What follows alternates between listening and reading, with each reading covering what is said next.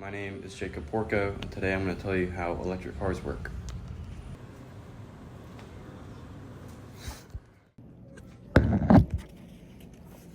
Many of you have heard of electric cars your entire life, but you don't know how they work.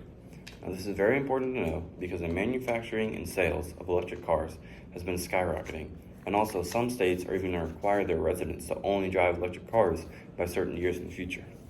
Now, I've researched about electric cars because I'm very interested in buying one for myself, and now I want to tell you all the components of them. Now, according to the Alternative Fuels Data Center, there are 9 key components of electric cars. These components can be grouped into charging, powering, and monitoring. In the charging group, the 3 components are the charging port, the AC-DC converter, and the electric traction battery. Now, the charge port is a physical port on the car that you connect a charger, for example, Tesla superchargers, directly into. These chargers can be hard to find in rural areas, but are a lot more common in urban areas, which can present a challenge for rural owners. Now, the power that comes out of the charging stations or charger cord is AC power, and the traction battery pack needs DC power.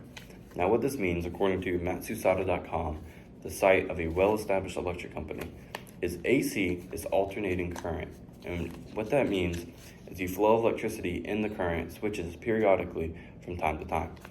Now, direct current, the flow of electricity flows in the same direction for the entire time, and it doesn't switch at all. Now, the AC-DC converter converts that battery you got from the charger cord and the charge port to DC power for your traction battery pack.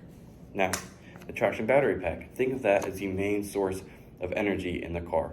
That's the battery that stores all the power, which charges other components of the car as well.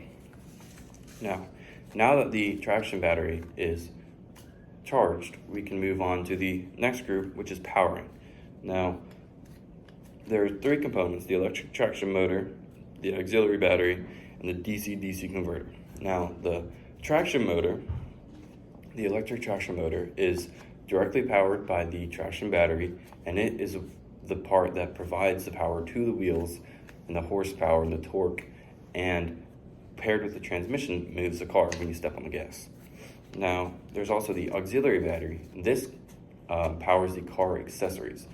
Now, the auxiliary battery is charged with the traction battery that we talked about before, but it needs a lower voltage of DC power. So there's no switch from AC to DC because the traction battery already has DC. There's something called a DC-DC converter, which takes that DC battery, the power from that battery, and lowers the voltage so that it can charge the auxiliary battery. And without this DC-DC converter, the auxiliary battery would receive too much voltage and break or fry, stuff like that. So these various systems, there's the batteries and the chargers, the converters, these all need to be monitored. And now 2 things do that: the power electronics controller and the thermal system. The power electronics controller is responsible for how much power the traction battery gives out to the traction motor. Now, this is important because it controls the amount of energy given to the motor, which means the horsepower, the torque. If there's too much power given, your car can break itself when you step on the gas. It also regulates the amount of power given to other parts of the car, like the auxiliary battery and stuff like that.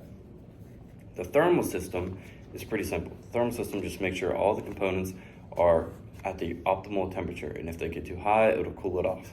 If it gets too low, it'll heat it up, which doesn't happen very much, of course. Now, so in summary, you have your charger port. You plug your outside cord into the charger port, and it goes through the AC-DC converter, alternating current and direct current, into your traction battery. Now that your traction battery is charged, it can power the electric traction motor, which provides power to the wheels, and also through the DC-DC converter, which lowers the voltage, it can charge the auxiliary battery, which is responsible for your car accessories like car displays, your lights, your phone charger port in the car, stuff like that. Now, the 2 systems that are responsible for maintaining these are the power electronics controller and the thermal system. Power electronics controller just manages the amount of power that the traction battery pack gives out, and the thermal system makes sure everything's at the optimal temperature. Now, hopefully, I did a pretty good job of explaining how electric cars work, and in the future, if you ever buy one, then you will know how they work.